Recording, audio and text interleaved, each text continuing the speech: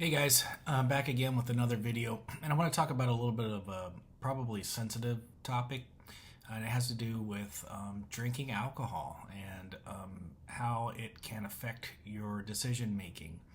This is something as an adult we all know that it can lower our inhibitions and make us make silly decisions, but when you're going through a divorce or separation, you're apt to kind of get a little more deep into the bottle, so to speak, and making decisions and doing things when you're under the influence of those types of libations can be detrimental to you and to your children or your family members or friends.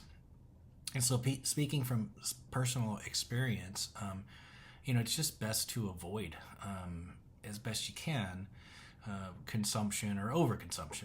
I'm not a fuddy duddy. I'm not a teetotaler.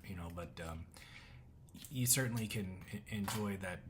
Occasional glass of wine or whatever. But it can go down a really ugly, dirty path easy, and this goes for both men and women because I've spoken to people who female and male who've gotten themselves into really sticky situations. I won't say what I do for a living right now, but I'm around people who drink a lot, and so I've seen it destroy marriages. I've seen it destroy jobs and careers, and you're more vulnerable, extremely vulnerable, when you're recently separated or recently divorced or going through the process. Divorce is ugly in most situations. Very rarely is it amicable. And so there's going to be a lot of emotion involved, and it's really easy to drown those feelings or try to, coat those emotions or to, make things go away, so to speak, by, just getting into a bottle and worried about it the next day. But I've never seen alcohol do anything good for anyone. And so my advice would be very cautious about it, and speak to people about it. We all need help. It took me a long time to realize that it's okay to ask for help, and being a man growing up in the way that I did with three older brothers, it wasn't something that you did all the time. Ask for help. You just had to be tough, and but it's okay to ask for help. It's okay to talk about things with your friends. And me, I'm fortunate to have a lot of good friends in my life and who have pointed out my shortcomings and made me take a step back and realize that there's a lot of decisions that I made along the way that I would obviously change. But yeah, it's easy to get involved into the alcohol situation, especially if you can look at my other video on dating. So if you're starting to date, it's easy to go out to that bar, oh, let's go out and have a drink, right? And then one drink leads to 10. And then you maybe make a dumb decision. And then the next day, you're wondering how you got there. Well, you know how you got there is you had that first drink. And so, again, I have had my fair share of alcohol in my life, and I'm not saying that you have to cold turkey quit, but you want to really, really, really be cautious about overconsumption of alcohol, especially if you're alone. So let's say single dads, especially, or single moms, that first few times that you're alone, when the other spouse or ex-spouse or partner has the kids and you're alone finally for the first time, that's tough.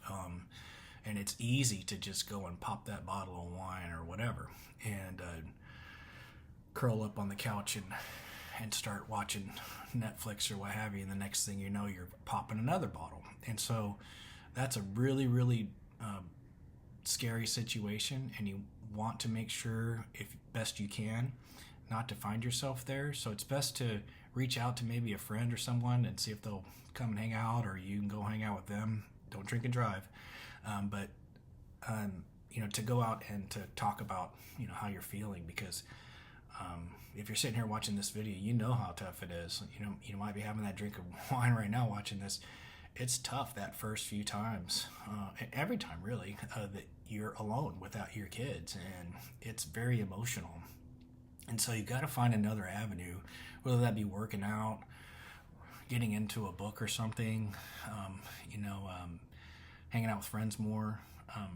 But yeah, it's a lonely, and could be a very downward spiral if you choose alcohol and or drugs or whatever your crutch might be. But I'm just here talking about my personal feelings and experience about it. Hopefully, I can help somebody. That again, if you're finding yourself doing that every night, again, alcohol's not your friend.